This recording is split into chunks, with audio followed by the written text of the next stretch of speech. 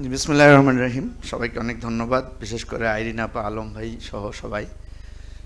তো আমরা যখন রিফর্ম কমিশন সহ ঐকমত্য কমিশনে আলোচনা করতে গিয়েছিলাম, আমাদের একটা কোর কনসেপ্ট ছিল যে সংবিধানটাকে জনগণের জন্য খুব সহজবোধ্য এবং ছোট করা যায় কিনা।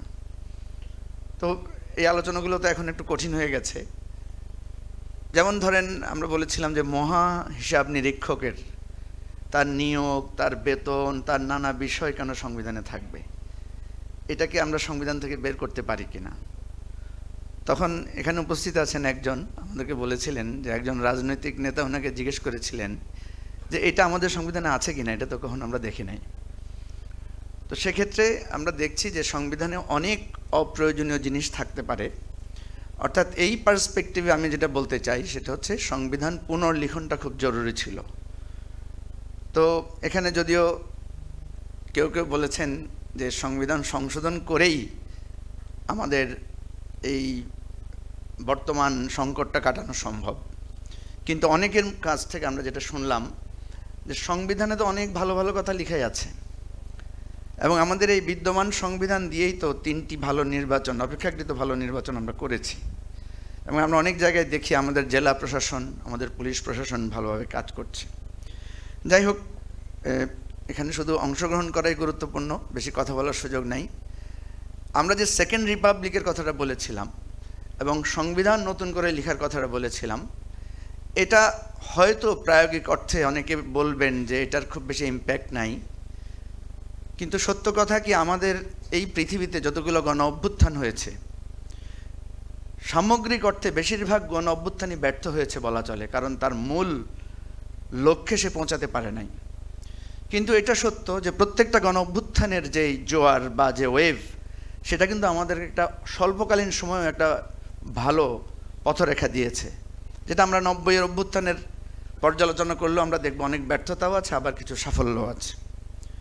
দেখেন, আমাদের সংকট শুধু সেদিকে না। এই যে গতকালকে আমরা যে সবাই বিচ্ছিন্ন, বিক্ষিপ্ত বা ঐক্যবদ্ধ যাই বলি, আমরা যে একটা দাবি আদায় করলাম, প্রশ্ন হচ্ছে এই দাবিটা কেন রাজপথে নেমে আমাদেরকে আদায় করতে হলো। এই সংকটটা নিয়ে তো সবাই কথা বলেছে, কারণ ফ্যাসিবাদ থাকা অবস্থায়, যে ফ্যাসিবাদকে সবাই প্রত্যাখ্যান করেছে 5ই আগস্ট, সেই ফ্যাসিবাদের ব্যাপারে আমরা ঐক্যমত্য আসতে পারলাম না। যখন ছাত্ররা বা সবাই মিলে একটা জায়গায় জড়ো হলো, তখন দাবিটা আদায় করতে হলো। তাহলে সামনের দিকেও কি আমাদেরকে এভাবে দাবি আদায় করতে হবে?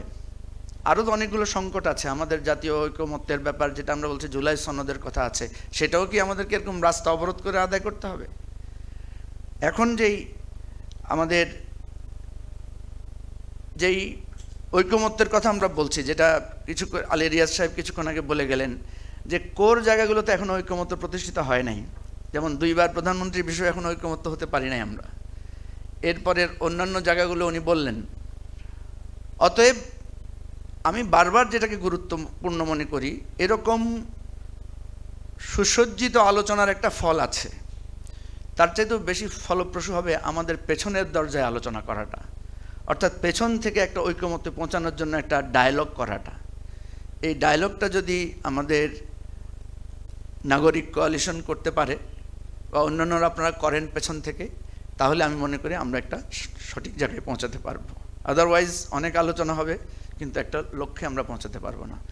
এটাই আমি সবার কাছে প্রত্যাশা করছি। ধন্যবাদ।